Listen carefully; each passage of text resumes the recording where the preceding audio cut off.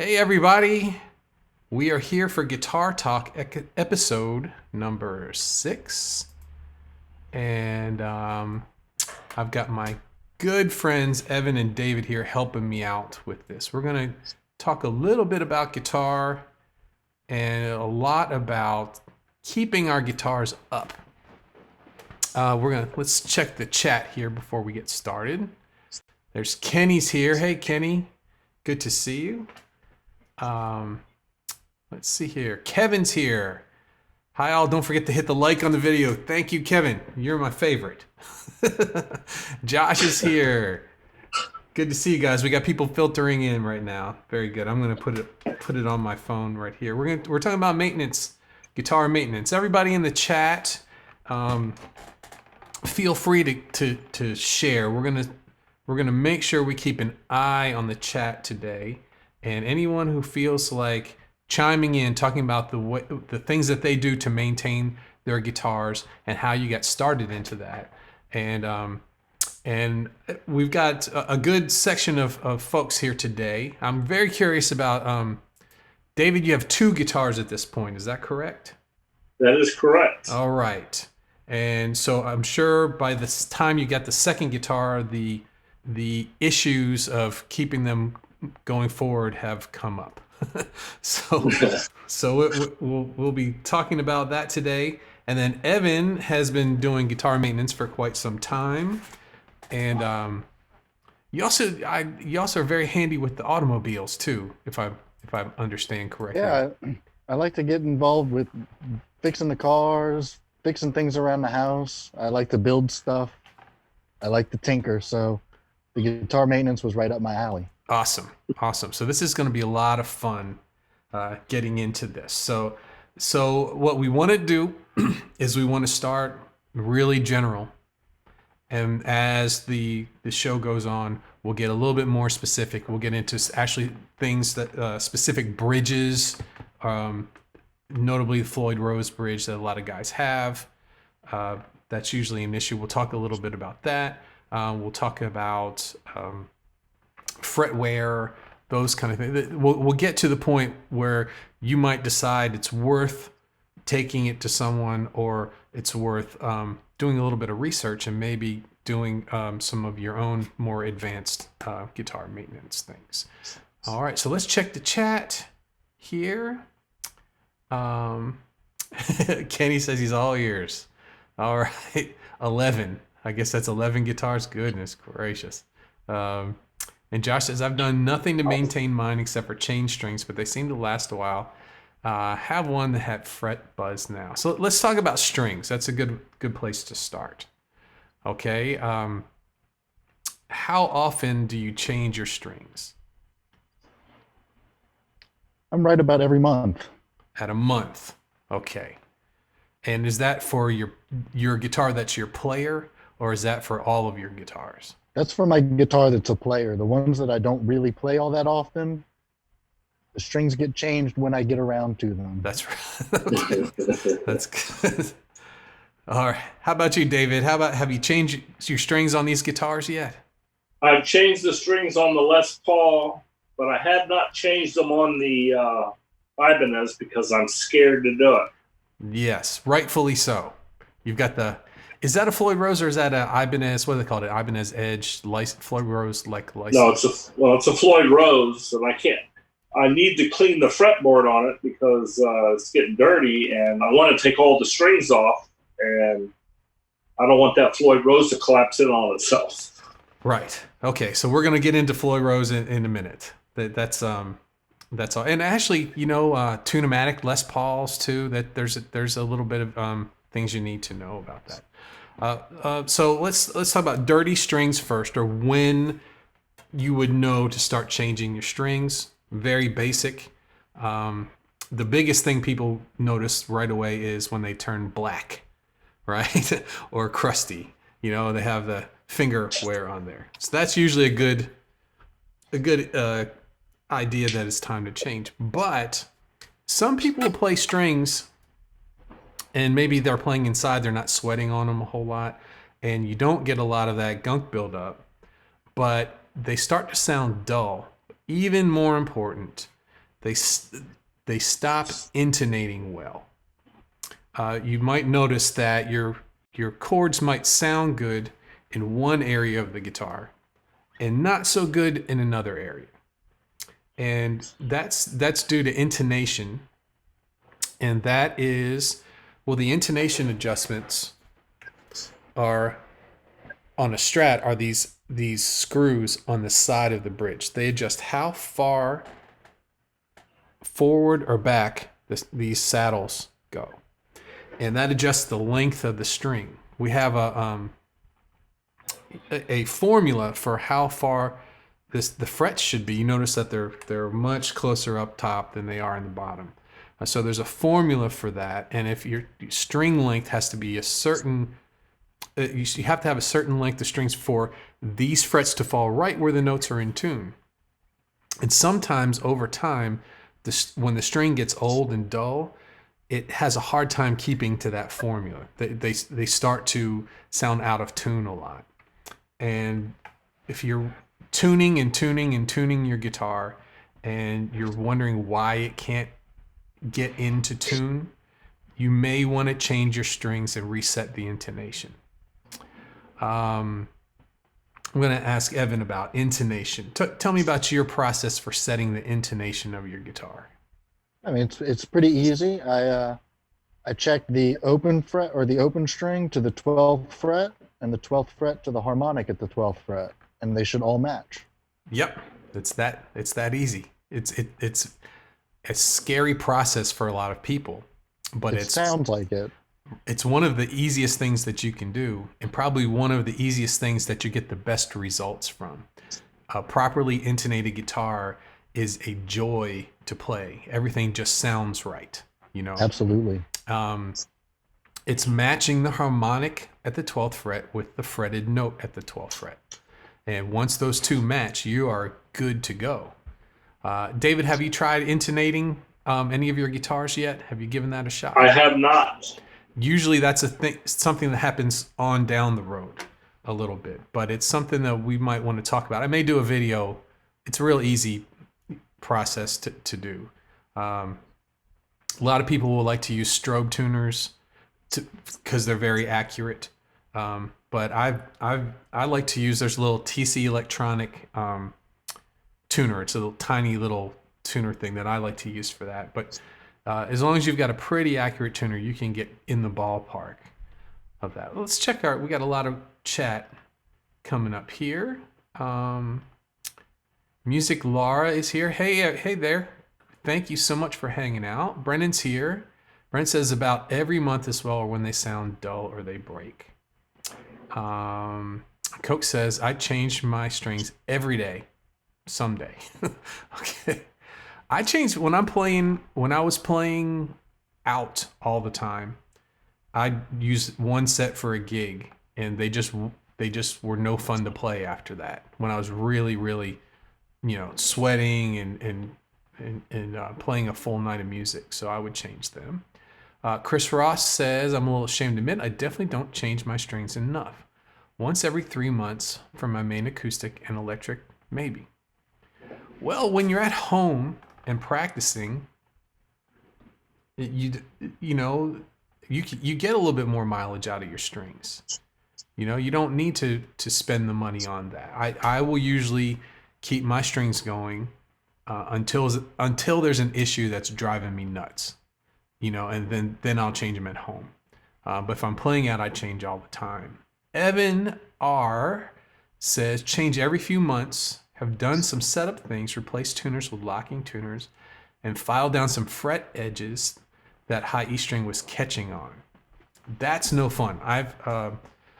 My acoustic, since we're getting into a little bit more humid weather here, I'm noticing a little bit of a fret popping out on the edge there too.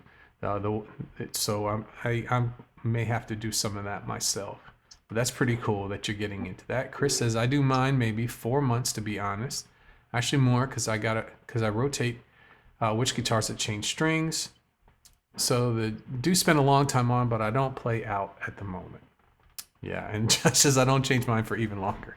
That's I used to use those elixir strings for my acoustic, the coated strings, you know, um, and they lasted for a long time. They cost twice as much as regular strings. They sounded okay. They wasn't it wasn't so dramatically different that it was worth it. And I wouldn't change my acoustic strings until there would I would break them or there would be a big issue. Electric, I never tried the elixirs on that. And Chris says, I get the black fingers when I swap and use a guitar that hasn't been played for a while. Yeah, we've all got the black fingers at some point. And Josh gets them on his acoustic. Okay, so we got our strings, and we're going to talk. We're talking about keeping them clean, so you can get a little more extra miles out of these strings. And I use something called Dr. Duck's Axe Wax. I don't know if anybody's ever heard of that before. I use it for the entire guitar. It'll keep your fretboard, especially if you have a rosewood fretboard. It keeps it nice and hydrated. You can clean the metal with it. You can clean any kind of guitar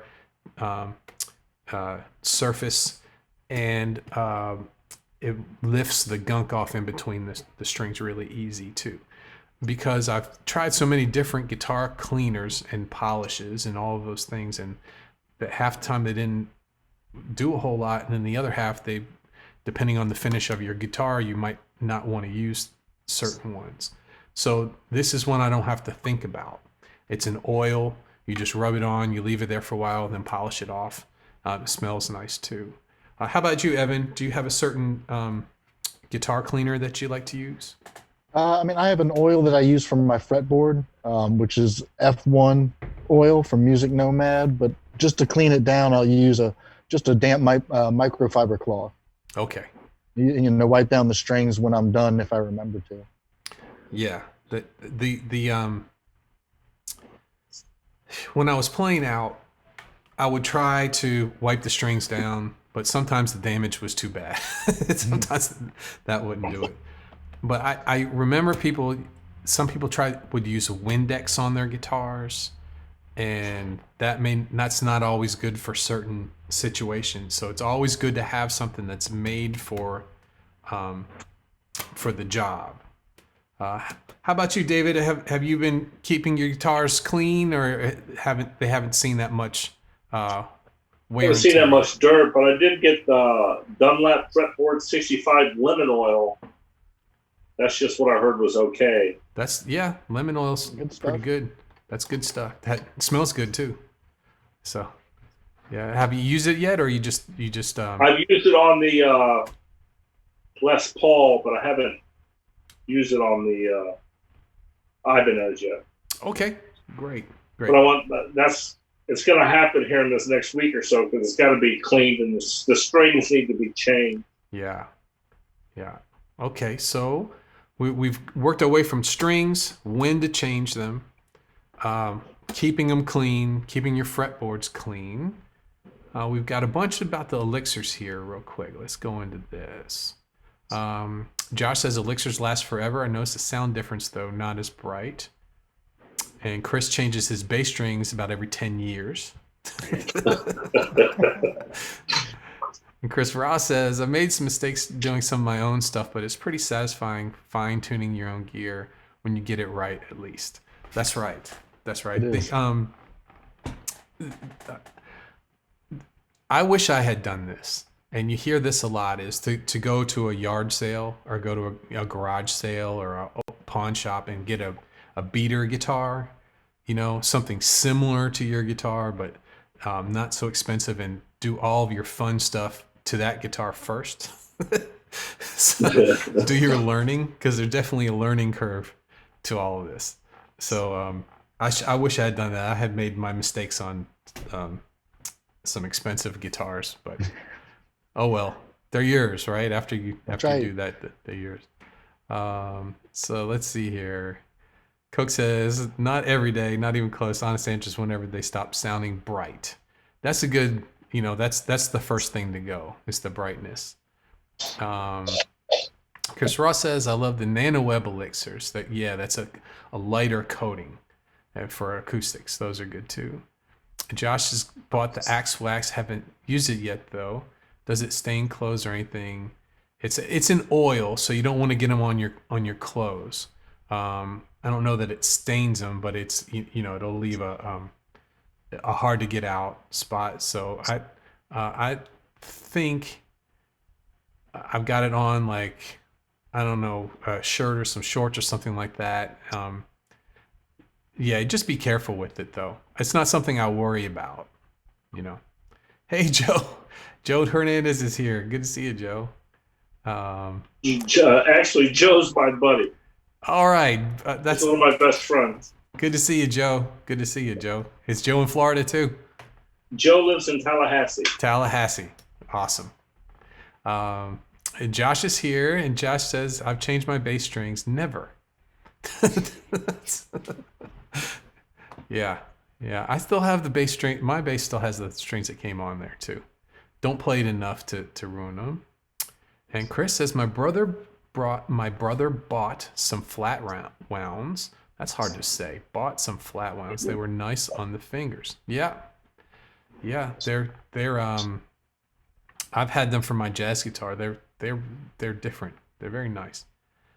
He switched back because he didn't get the tone he wanted. It's different. It's a very different tone than flat wounds.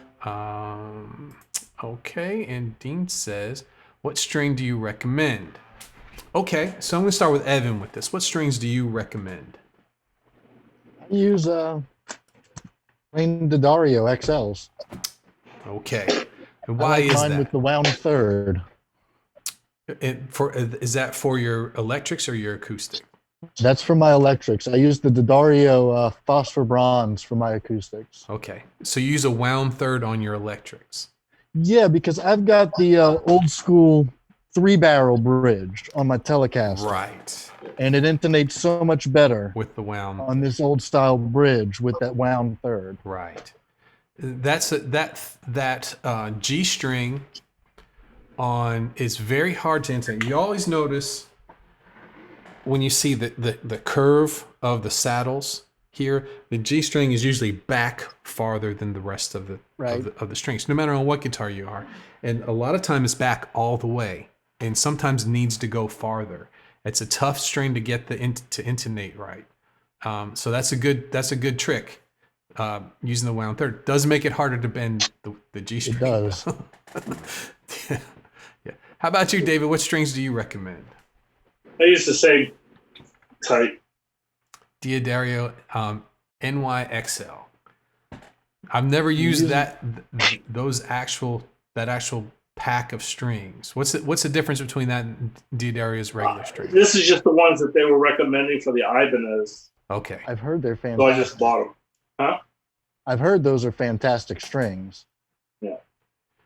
Yeah, that's the ones that I look to see which one to get for the Ibanez, and that's what they suggest.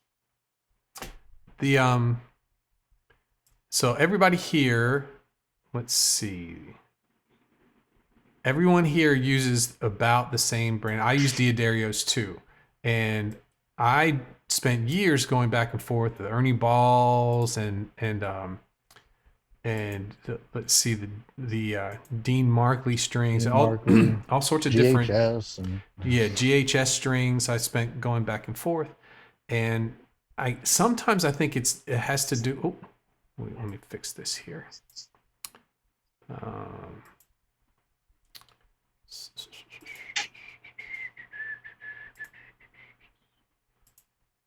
Everything got messed up there. Let me see. I don't know what happened. There we go. We're back. And it almost is the strings that deal with the pH of my sweat the best is the D'Addarios. The Ernie Ball strings would go dead for me really quickly. And they're wound on the Ernie Balls, made a little bit more squeak than the D'Addarios did for me. So I just kind of, it wasn't a conscious thing. It just, after trying different brands, I went to them. So they last pretty well. They stay in tune pretty well. Gosh, everything just okay. So we're all at Diodario's. And let's see here. I'm gonna go back to the chat over here. Gonna look back a little bit. Evan R says, I read not to use any polish or oil on maple fretboards. Is that true? Damp cloth seems to work, although some darkness doesn't come out. Maybe that's just character.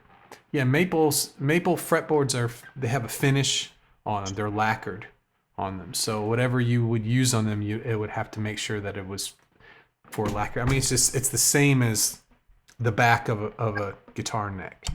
So yeah, you don't need to use a whole lot of polish or oil on the fretboard, on maple fretboard, unless they start building up gunk. And then I would use something like the Axe Wax that you can use on anything, you know. So let's see here. Joe says I need to change out to the ones that Dave uses. Right now I'm using Ernie Ball. There's nothing wrong with Ernie Ball. I think for some people they work better than others. Let's see here. Coke uses Ernie Ball Super Slinkies 9 through 42 for electric. And so, Ben asked, do I float in my bridge? No. So let's move on to what Ben's talking about here. So we started with basic strings, when to change the strings, how to clean the strings. We talked about intonating the strings. The next part, we're gonna go all the way down from strings to the bridge. Now, if you have a guitar that doesn't have some sort of a tremolo bridge, usually it's set and forget, and then you're done with it. But when you have a tremolo bridge, there's a lot of issues that you need to deal with. Let me adjust this here. And one of the things with Stratocaster bridges is they don't stay in tune so well when they float. You have to really get the guitar set nicely, and also have your nut cut nicely so that you don't bind the strings a little bit. So on a Strat, you've got your string trees, right? That's one place where the strings can kink up. You've got your nut here, which is another place where the strings can kink up. And then you have over the saddle, and then the bend into the back of the guitar. So there's several places where if you're using a tremolo where you're moving the string back and forth, it can go out of tune. So what he's asking is, do I float my bridge? Meaning, do I let the bridge lift up so that way I can pull sharp on a note with the bar, or also go down flat on a note? And the answer is I don't. I have my bridge flat on the body of the guitar, and the reason for that is I had to weigh whether or not it was worth it. I've spent tons of time trying to keep the guitar in tune, and I've come up. Actually, it was Carl. How do you pronounce it? Verheyen? Is that how his last name is? Carl Verheyen, something with a V. He's a famous guitar player. I read something about a way that he angles the springs in the back of the Strat, and he could get it to work, and it actually worked very nicely. But the problem is I didn't use the bar that much to justify all the work it took to keep the Stratocaster in tune. I love the way the guitar sounds with this bridge, even if you don't use it. The springs in the back, it makes it sound really nice. I like it better than a Strat that has a hardtail bridge on there. So when you float the bridge, you're adjusting the tension between the springs in the back and the strings on the front, and it lifts up a little bit. And if you also, another reason why I decided against that is because if you rest your hand on the Strat bridge like I do, it can pull sharp too. So I don't I've experimented with it, and I just need a guitar that's going to play, and I don't really use my tremolo that much, so I don't float my bridge. But I might if I got a guitar that worked well. I know, Chris, didn't you have a Wilkinson that works really nicely on your Strat? I'd like to try one of these that people are getting a lot of success from, because I haven't had a lot of success from that. Okay, and then Chris says, I used to use Ernie Ball, but been on to D'Addario for about a year now. And with hindsight, he thinks they last longer. They definitely had a bit more squeal in the Ernie Balls. And Josh likes Ernie Balls. So yeah, it's this kind of thing. It's really just personal preference between the two. Brennan says Ernie Balls seem to wear more quickly for me, but I like how they sound. And Coke says, yeah, they do need more changing, but they sound and feel great for 5 minutes. Okay. That's all you need. That's right. That's right. So we're talking about bridges now. Okay, we made our way down to bridges. Evan, what do you use for? Do you use mostly unfloating, no tremolo, or are you dabbling into the tremolo stuff? Well, I have the telly here that I play, and that's got the hardtail 3-barrel bridge. I do have my Squire Strat that has the trim, but I haven't picked it up in forever. I don't find myself really looking for the trim bar. Right. But my next guitar will have one, so I can experiment with some of the David Gilmour tones. Okay. Yeah, he uses it a lot, and it doesn't go out of tune for him. So yeah, him and Hendrix somehow. Well, Hendrix went out of tune. Listen to a live. He would just stop and retune. Because he said I tune because I care. I remember one live thing. So, yeah, Hendrix did go out of tune. Stevie Ray Vaughan's didn't go out of tune. There you go. But his strings were enormously. They were huge. So maybe that had something to do with it. So David, let's start talking about the bridges between the two different guitars. Right. This is the issue. So the Les Paul has the regular standard tune-o-matic, right? So yeah, not a problem to change the strings at all. Not a problem. Pretty simple, pretty basic. Then you bought the Ibanez, and it was quite an adjustment. Tell us a little bit about your experience with your Ibanez bridge. About the bridge itself? Yeah. I mean, it's the only thing that scares me. I mean, I don't know if it's the Floyd Rose or what, but you can whammy all over on this thing and the strings stay in tune. Right. I haven't had any problem with tuning with this at all. Right. So the problem is going to be changing the strings out. That's right. It is floating. I mean, it floats. Yeah, and so you have fine tuners in the back of the bridge, right? Oh yeah. Yeah. Which the tuning nice. On it, I mean, there's just the adjustments on the front, the back, no clue. Right. No clue. It's going to be, how do you adjust all this and all this? Don't know. So when I do know when you take the strings off, this thing will collapse upon itself. Yeah. And, there's suggestions about, bucking it and then taking the strings off. But yeah, I think the first times I change it, I'm going to take it somewhere and see if they'll let me watch them do it. Yeah. I know that you can't afford. I mean, to me, every time they change these strings, it's like $60 or $70. Yeah, that's a lot of money. So we're gonna get you figuring that out. Okay, we're gonna solve that problem. So when my first Floyd Rose, I had, I think I had I can't remember. I had a Kaler and a Floyd Rose. One I had to clip the ball ends off of the strings and put it down in something and clamp it on. Is that how yours works as well? Well, yes. They don't. I've already watched the videos. You have to clip the balls or are useless. Yeah. So that's the first part. Getting it in there and having it, getting the Allen wrench clamping the strings down. Yeah. The other adjustment in there is for moving it back and forth for the intonation. So if you stay with the same gauge of strings, you shouldn't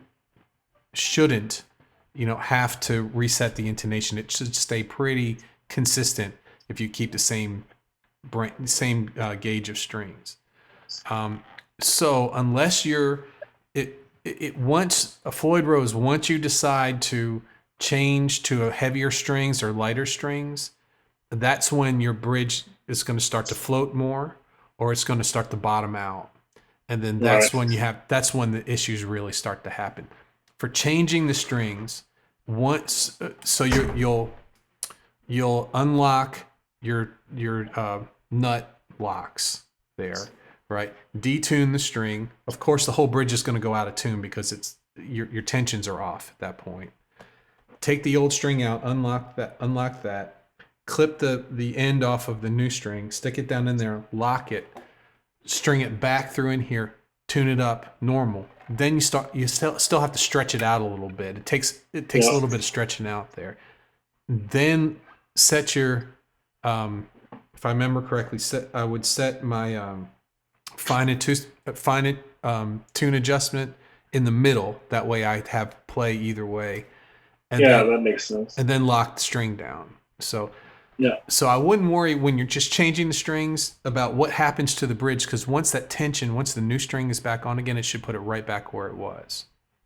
As long as they're the same strings. Once the strings are different, then you have to start adjusting it and make it better. So that's they suggested when you change the strings on it, you one at a time. It's pretty good. Yeah. But I want to clean everything, so I guess I could clean it and then do one string at a time. Yeah. I don't know. Yeah, I would do one string at a time. In fact, what I would do is once you take the one string off, clean the fretboard underneath that string. Just makes it a little bit easier than having to pull the strings back all the time. Yeah, Coke says $60 or $70. Yeah, that's a lot. That's what I already checked. I was like, wow. You get your strings changed 5 or 6 times. You spent more money changing strings than you did on the guitar. I know. Right. I know. Just buy another guitar, Dave. Comes with new strings. Yeah. Just keep buying them. Every time I need to change the strings, I'll just go get another guitar. Yeah. That's what you do with printers nowadays. The ink cartridges cost more than the printer does. So you just go buy another printer. That's right. It's ridiculous. They throw the printer in for free, right? Let's see here. Kenny says he loves the Floyd Rose tuning at the bridge.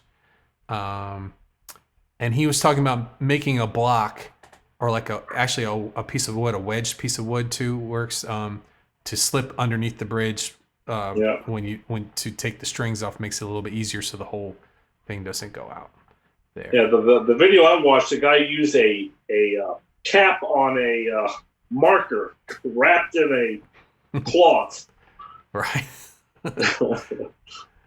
Let's see here. Ben says, I was floating with a 2-point trem, never went out of tune, but I just experimented with decking it down, and wow, it sounds so much more resonant, and I'm unsure why. Well, you're getting these bridges that there's a piece of metal that's underneath the bridge. I've actually got this taken apart. Yeah, there you go.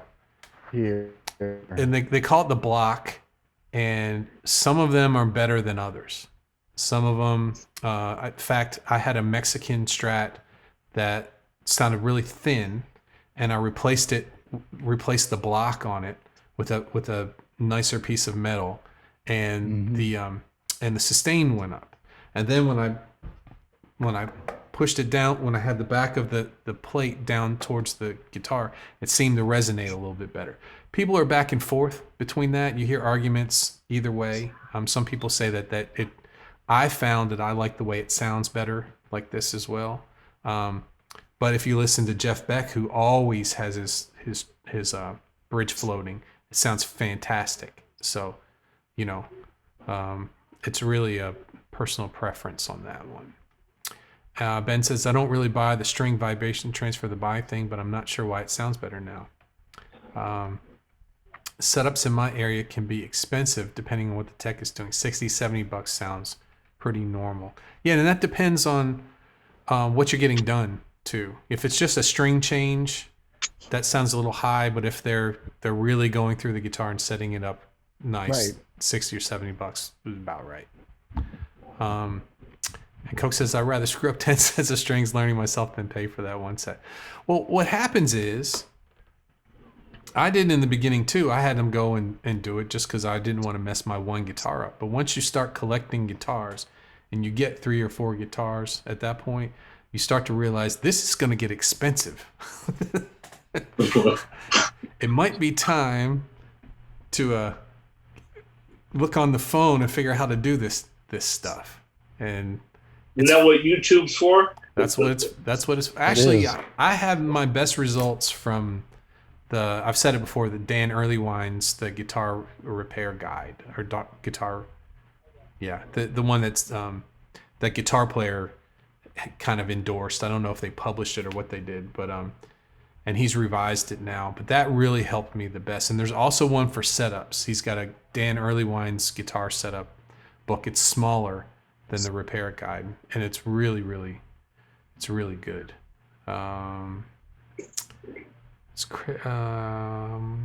Chris says, "Have a go, David. See how far you get. You might surprise yourself." Yeah.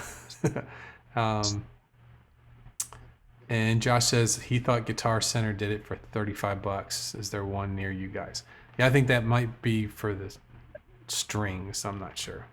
And Joe's ready to buy another guitar. Yeah, that one doesn't work anymore. The strings are too bad. I need to get me another one. Honey, I'm buying another guitar. The strings are dead on this one. So okay. Joe has a wife to answer to. I don't. That's Well, just send me the Ibanez and buy a new one. That works for me. That's right. It's a fair trade. Yeah. And new string. Yeah, you're gonna have to change the strings up. Let's go to the other side I of the wanted strings. to learn how to do that on the Floyd.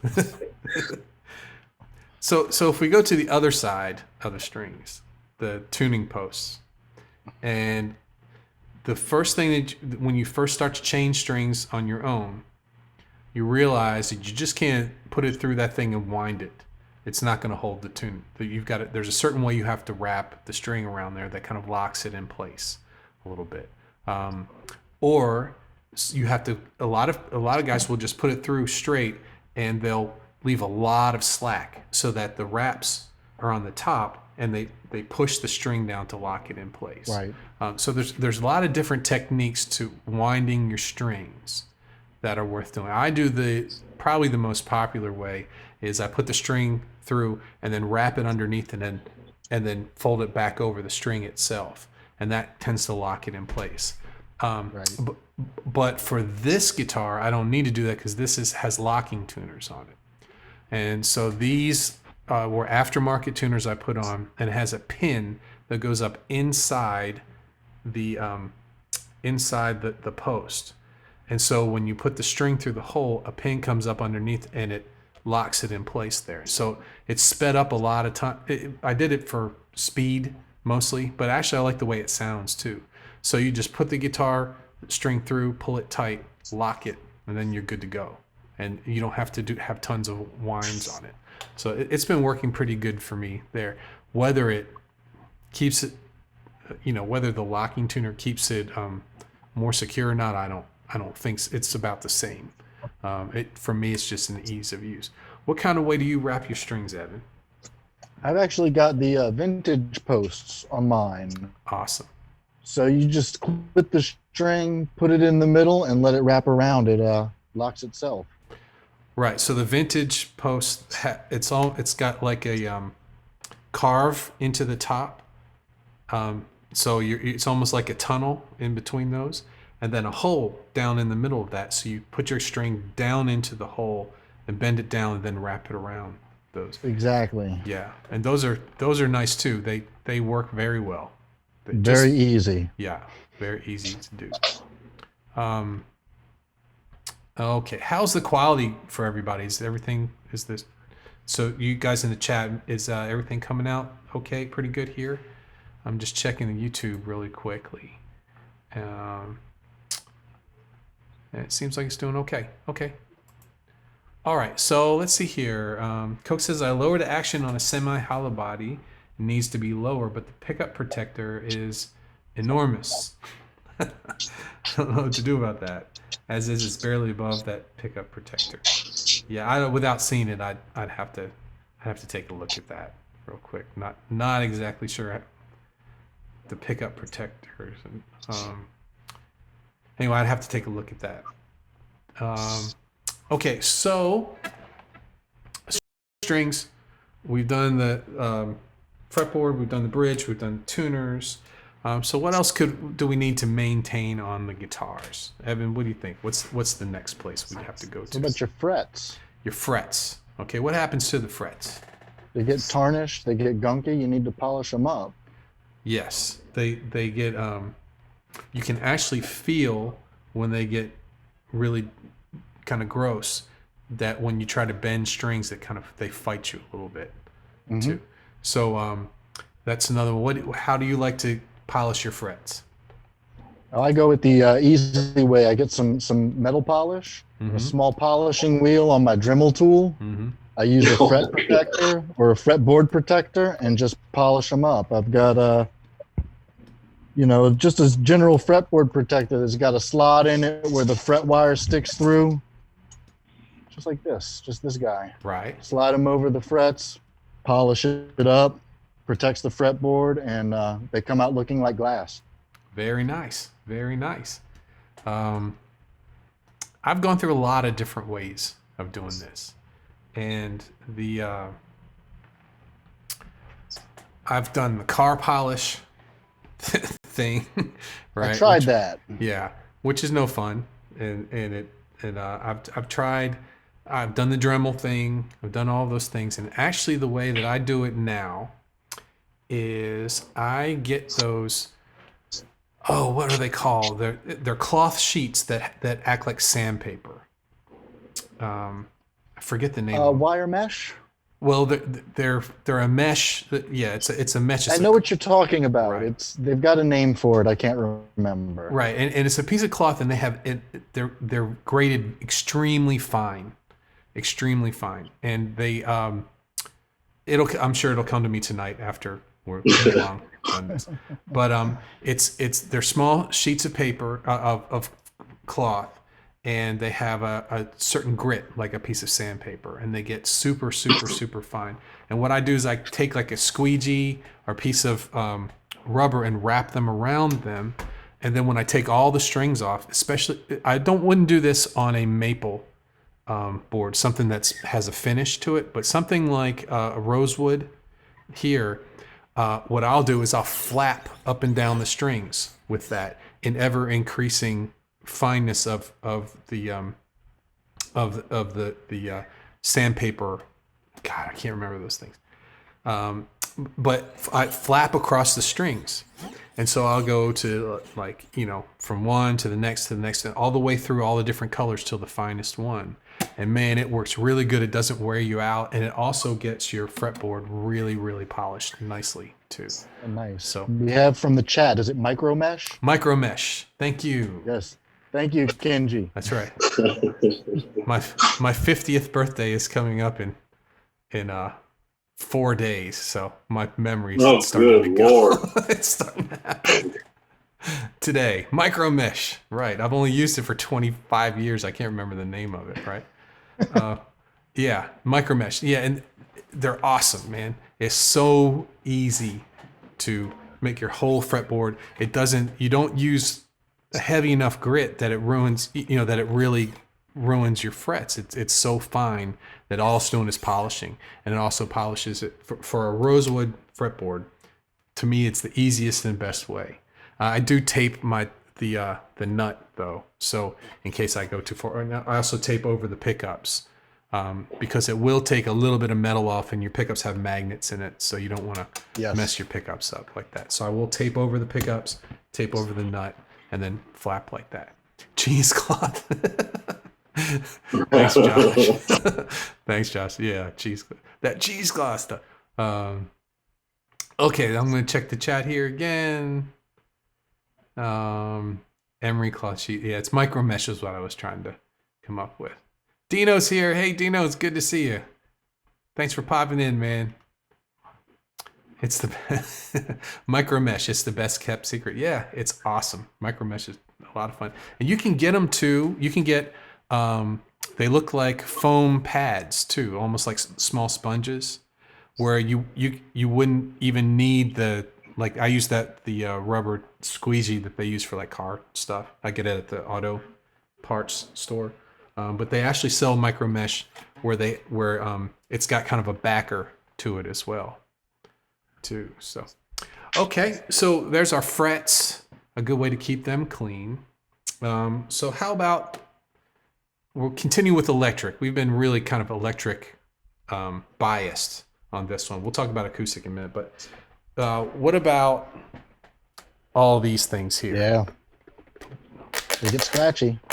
Right. So all the electronics in your guitar are they're probably usually the first problem most people have with their electric guitars is that all of a sudden the pot gets loose, and every time you turn it on, you hear crackles. Sometimes with your switch, you might put it to one position and you hear nothing. All those kind of things. How do we do maintenance on the electronics of the guitar? I'm going to go to Evan on this one real quick. Well, I've cleaned the contacts with contact cleaner, electronics contact cleaner, like Deoxit or Deoxit. Other brands that are out there. Right. So if you've ever taken, I wish I had all my stuff because I have like about 40 pick guards that have the pot. If you ever taken the pick guard off of a guitar, underneath is a pot. It's a little metal resistor is really what it is. It's a variable resistor, and dirt and junk gets in there. And so Deoxit is what I've been using for a long time, and it comes with a little, almost like WD-40. It comes with, don't use WD-40 by the way for this, but it comes with like WD-40 has that little straw. It's a little red straw there, and on the underside of your pot, right above where the three soldering parts, places where you'd solder to it, there's a place where there's a hole that you can get inside the pot. And what you do is you turn your pot all the way to 0, spray some in there, and then turn it all the way wide open, spray a little bit more in there, and then just move it back and forth a whole lot. And it takes all the junk out there, takes all the scratchiness out there. Super easy to do, and costs. How much does Deoxit cost? Like $5, $15 a can, $10, something like that. It's much cheaper but it lasts you forever. You have to buy it once. Right. That's at one time. Yeah. But of course, within a month, the straw's gone though. So then when you try and spray it in there without the little straw, it just goes everywhere, right? But yeah, that saves a lot of money going into anytime someone's going to start, you talk about getting the electronics looked at your guitar, then the price goes up, so it's an easy fix. And you can also use that on your selector switch too. Just spray a little on there, go back and forth with it a couple times. It usually cleans it right up. Dina says, my Epiphone does that. I hear nothing when I switch down position. And with a switch, it could be several different things. It could be a cold solder joint to that position. It could be the contact of the switch isn't in that position, isn't making it all the way there. It could be, but a lot of times it's just dirt, and Josh uses contact cleaner for his parts, and it usually comes on eventually. Yeah. And Zephyr makes a good contact cleaner, and Brendan had the same issue with his Epiphone, and that helped it out too. Yeah. The first thing you do on the list of what do I do to get this working is clean it up first. And then if you still have problems, then start looking at where the wires are soldered in, make sure they're strong there. And then if it's a switch, then start looking at the mechanical parts, making sure they're all making contact. And sometimes you just have a bad switch, and sometimes you just got to buy a new one. And as long as yeah. So let's talk about soldering, right? Who's familiar with soldering here? David, have you done any soldering? No, sir. Okay. How about you, Evan? I'm saying I've, yes. I've tried it. Right. So soldering is at first a messy business. Okay. You get lots of burns. You're breathing in a lot of stuff that you may not want to be breathing in. I know that when I first started soldering a lot, so I'll put in a new pickup or something like that. I put in a new pickup and I wear contact lenses, and it would ruin a set of contact lenses that day just from doing it right there. So I thought, gosh, if those fumes are ruining my contact lenses, what's it doing to me breathing it in, and getting in my eyes just regularly? So that's something that fans are really good. They sell solder fans. They're having, even though you have a garage door open, it doesn't mean you're getting moving air. Right. So you have to be really careful with soldering. And once you do, it gets pretty easy. Once you figure out, have a process where you have everything set up, you can throw a guitar down there, change a pickup in no time. Getting a soldering iron that's hot, that's powerful enough that you could solder a ground to a back of a pot, that's always been an issue for a lot of people too. It's easy to solder a pickup wire in.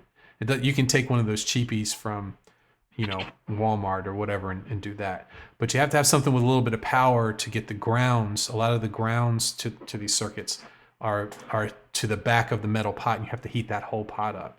So that's always an issue too.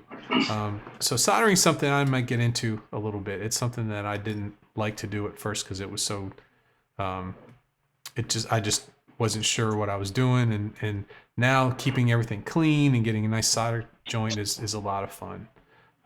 And replacing pickups is a lot of fun too on guitars. So I may get into it. There's not enough time to get into that today. So let's see. Dino says, I've soldered some patch bays years ago. Took forever. Yeah. And you get better over time. And Chris says, when I got my first bass at 15, I had issues. The wires got too small to solder to the pots. I just put a line of solder in, and this was heavy duty. I found in Dad's garage. Yeah. And Josh says, I've done it. It's not too bad. Make sure to have the right gun and the right tip. It stinks. Wear a mask. Treat it like the coronavirus. Yeah. And Chris is getting good at it. He's better these days. I still get a few burns, and the wire is a bit melted in places. Nothing exposed though. Yeah. It's not that tough. It's not that tough, but you do have to think about it. Kevin says, I learned to solder when I built a vintage overdrive pedal kit.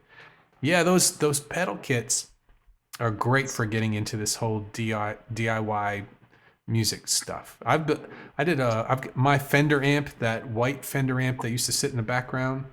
That was a pawn shop amp that was broken that I got, and it was actually one of those really tall Bandmaster reverbs. I took the chassis out of that, built the cabinet, built and redid the whole inside. Redid the whole circuit myself. The only thing I bought was the transformers, and it's a lot of fun, but I don't have time to do it. It's if you got a lot of time on your hand, it's fun to do, man. And Kevin said, okay, and Joe says, actually, I've done electronic type soldering. Yeah. So keeping your electronics are good for the everyday person. Some deoxit, some contact cleaner would be a good thing to have on hand. I guess is the bottom line for that. Anything else, you have to decide whether you want to go down the maintenance rabbit hole, or if you want to ask somebody if it's worth a couple dollars to have somebody do that for you. Dina says, I want to build a DIY guitar and hopefully learn some stuff while doing it. It's a lot of fun. And let's see. Is that Kenji-san? Alligator clips on wires will act as a heat sink and buy you a little extra time before you melt wires. Yeah, that's a good idea too. And also the that solder wick. Have you ever used that, Evan? Solder wick. I have not. Yeah, it's like copper. I think it's copper braided wire. So it helps to even out the heat, and you put it on there. I've only used it a few times. You put it on there, and it helps spread the heat. I burned myself on it too. It also heats up a little bit. So I'll have to look into that again. Okay, so we're at 5 o'clock here. We've gone through all the parts of the guitar except for the body of the guitar, right? And we've talked about polishes, mostly towards the neck, but I use something that is good for the neck and for the body, which is the Dr. Duck's Axe Wax. But you see some people using the paper towels and Windex and stuff like that. Just don't do it. Just don't do it. They're not cheap. Get you a microfiber cloth, and even gosh, there's so many different things. I think Diodario and all Ernie Ball does too. They sell little kits of different cleaners that are good to get to. And the last thing I want to talk about is strap the pins, right? The pins where you put your strap on here too. They are always falling out all the time. Have you ever had a problem with that, Evan? No, not with the pins falling out. Okay. Only with the strap falling off. Strap falling off. We'll talk about that in a minute too. So what happens is a lot of time there's a lot of tension on these strap pins here, and they'll fall out. I've had a lot of problems with that.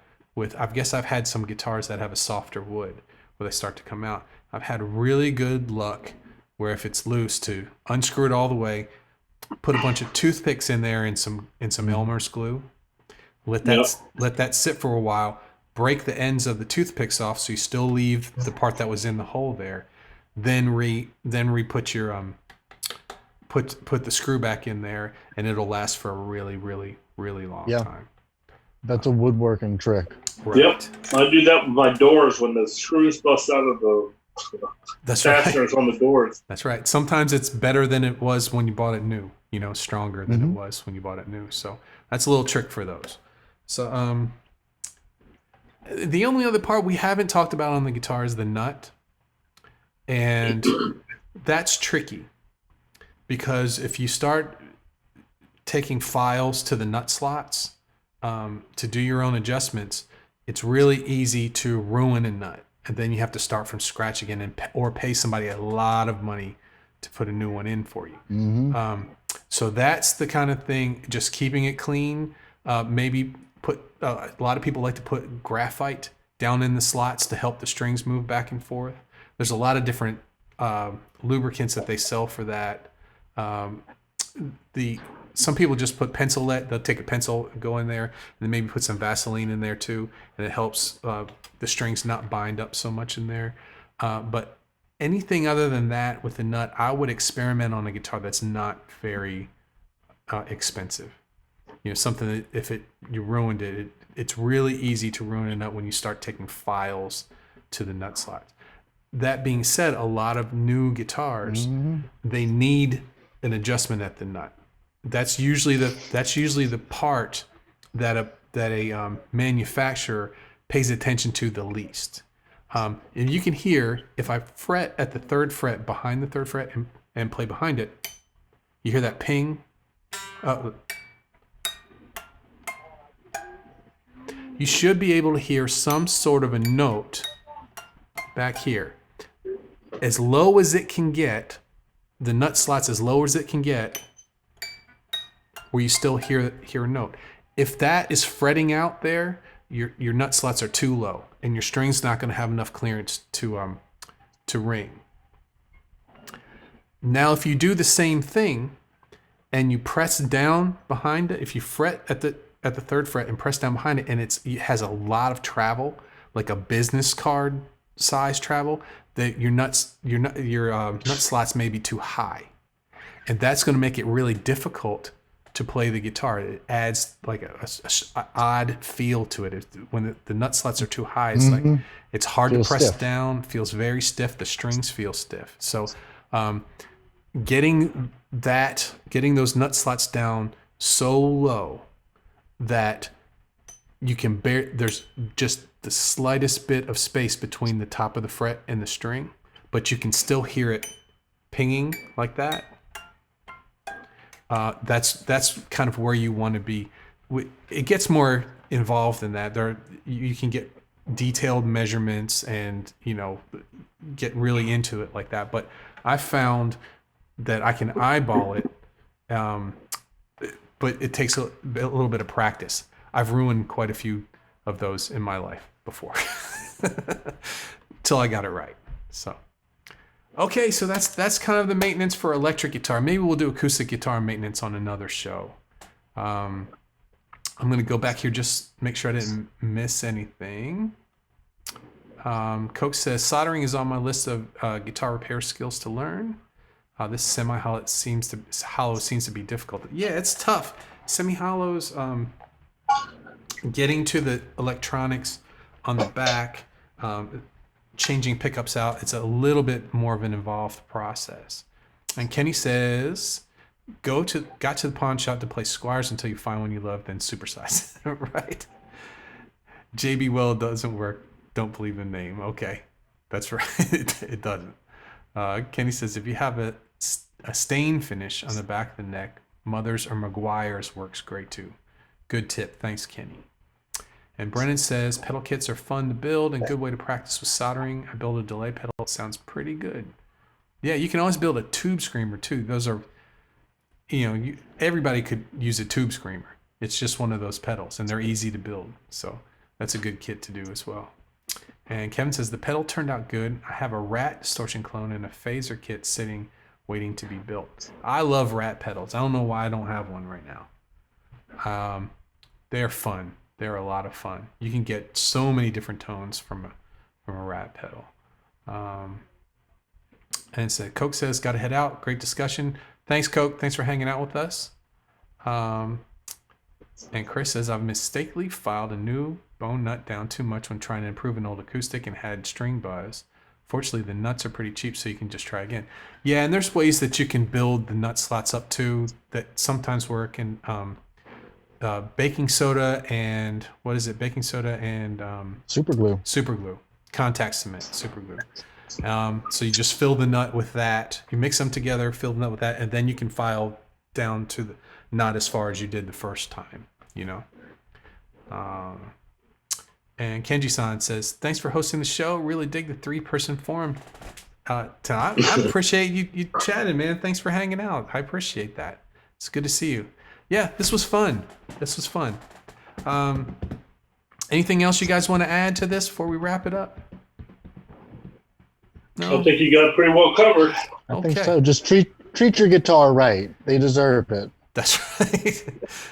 Yeah, they're special, man. Treat them right. That's right. And they cost a lot of money. You feel a lot of joy. That's right. And that. That's right. But when you find one that you like and you're really happy with it, when you finally find that one, they last a long time. If you guys have seen, let's see, what's been 2 years I've been doing the podcast. I have not bought a guitar. And I haven't felt the need to, So, of course, I'd like to have one, but I haven't needed one. Any guitars I bought would be extra. What he's saying is he has a wife to answer to too. Well, no, I got rid of a lot of guitars, man. She's cool. My wife plays guitar and sings too, so we're cool with that. We're cool with that. But no, before when I lived a few houses ago, we did a big move up north, and I got rid of a lot of guitars that I have been just kind of holding on to, and amps and all those things. So, well. Okay, guys, I think we're going to call it. Thanks, everybody. Thanks, Joe. Thanks, Kenny. Thanks, Kenji-san. Thanks, Chris. And thanks, Josh, Kevin, Brennan, Coke, let's see, Dino and Chris and Evan. Thank you, Evan R. And let's see here. Did I miss anybody? Ben was here. Thank you, Ben, for the cool comments as well. And let's see here. Dean, good to see you, Dean. Thanks for hanging out with us. Chris Ward, of course. And Kenny and Kevin. So thanks, everybody. And I want to thank David and Evan for hanging out with me again. It's a good panel today. This was a lot of fun. And I will see you guys tomorrow. We're going to have another end of weekend hangout to prepare for the new week. And we'll get that podcast all figured out tomorrow too. Okay? All right, everybody. It was great to see you. We'll see you tomorrow. Thanks, Lou. Bye-bye. See it.